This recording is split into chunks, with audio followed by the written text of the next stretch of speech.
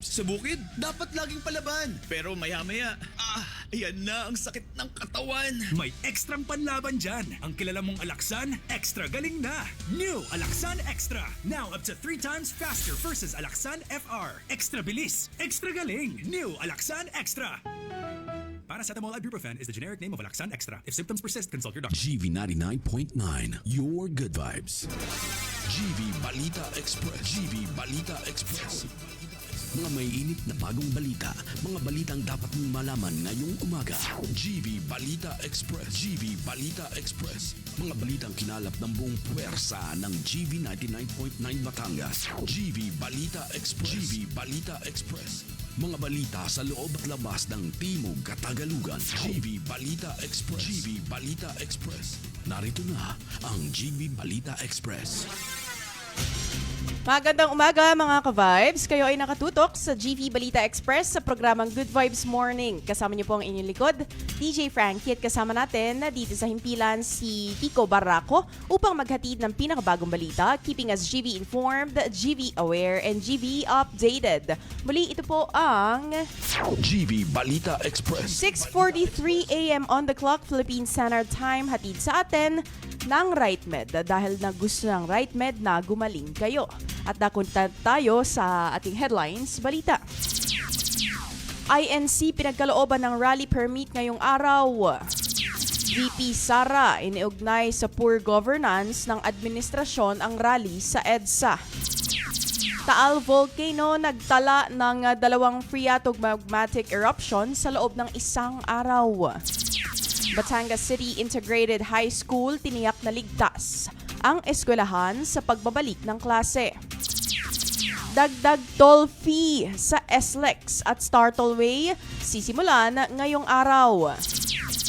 At umpisahan natin ang balitaan sa naganap na malawakang pagtitipon ng INC kahapon. Iglesia ni Cristo pinagkalooban ng rally permit ngayong araw. Narito si Kiko Barraco upang ihatid ang balita.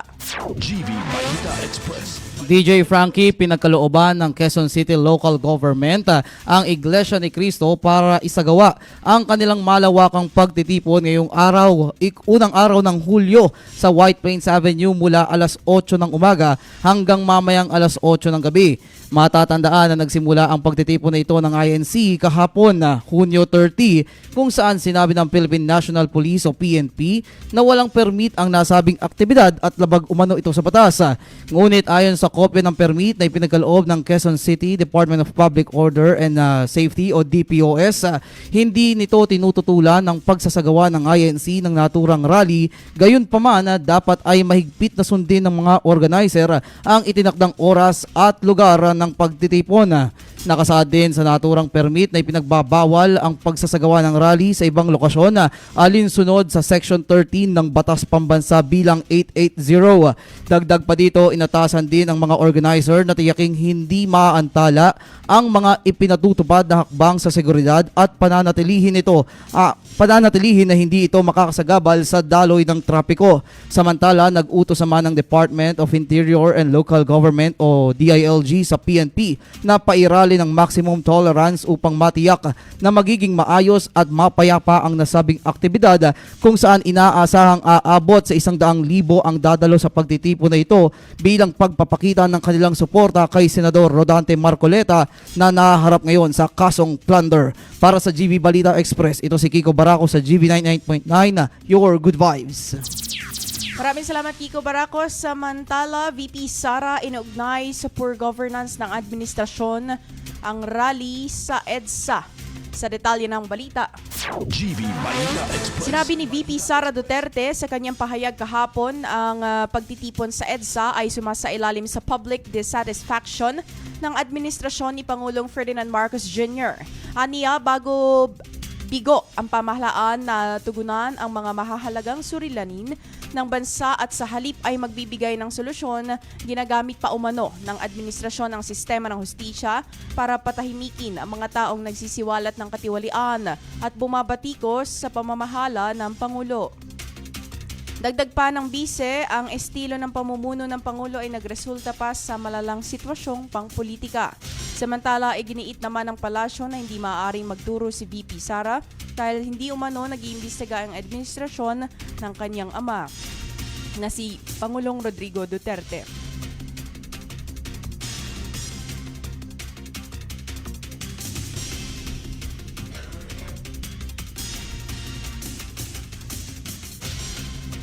Samantala, pasadahan naman natin ang mga balita sa Southern Luzon. Taal Volcano nagtala ng 2 freato magmatic eruption sa loob ng isang araw. Sa detalye ng balita, GV Balita Express. naitala ng Philippine Institute of Volcanology and Seismology o PVOX ang 2 magkahiwalay na freatong magmatic eruption sa Taal Volcano kahapon na Hunyo at 30. Ayon sa PVOX, naitala ang unang pagputok bandang pasado alas 7:13 ng umaga na nagtala ng flume o usok na may taas na 450 meters mula sa main crater nito. Samantala, naganap naman ang ikalawang aktibidad dakong 2:24 PM na tumagal ng mahigit 4 na minuto. Dagdag pa dyan, base sa IP surveillance camera ng bulkan, ang naganap na pangalawang pagputok ay may 3 magkakasunod na bugso at nagbuga ng dark gray ash jets at steam-rich plumes na umabot sa humigit kumulang 1,200 metro ang taas mula sa bunganga ng bulkan bago ito tuluyang tangayin ng hangin patimog kanluran.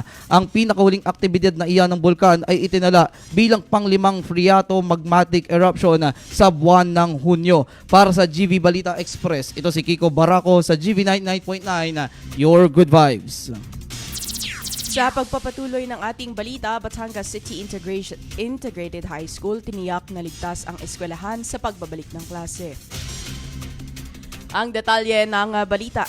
GV Balita Tiniyak Express. ng pamunuan ng Batangas City Integrated High School sa pagbabalik nila ng klase kahapon, June 30, na ligtas sa anumang panganib ang lahat ng mag-aaral nito matapos makatanggap ng pagbabanta ng kaharasan mula sa isang individual noong Lunes, June 29. Sa isang pahayag, sinabi ng pamunuan na mahigpit sila makikipagtulungan sa mga otoridad at local government unit at kaagad na isinasagawa ang mga nararapat na hakbang upang masiguro ang kaligtasan ng mga mag-aaral, guro, non-teaching personnel, magulang at stakeholders. Samantala, tinukoy ng mga otoridad na isang Child in Conflict with Law o CICL ang kanilang person of interest sa pagbabanta kung kaya't agad nita itong dinala sa City Social Welfare and Development Office o CSWDO upang sumailalim sa assessment and intervention.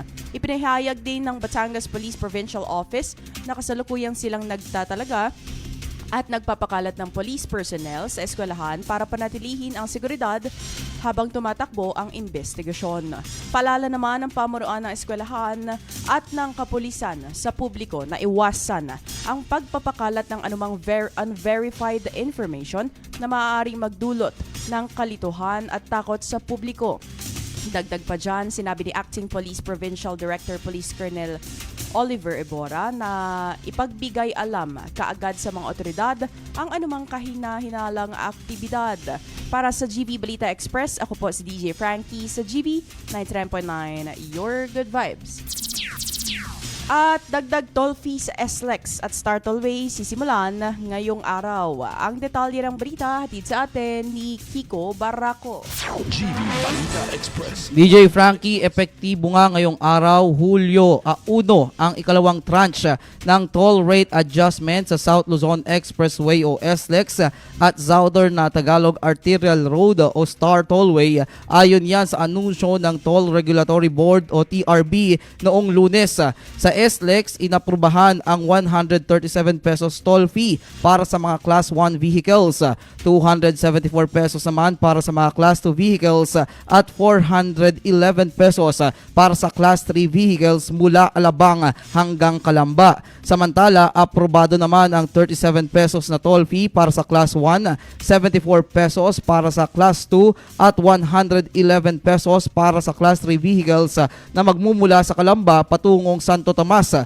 Dagdag pa ng TRB, ang toll fee mula sa Alabang hanggang Santo Tomas o end-to-end point ay may karagdagang 14 pesos, 27 pesos at 41 pesos para sa Class 1, 2 at 3 vehicles.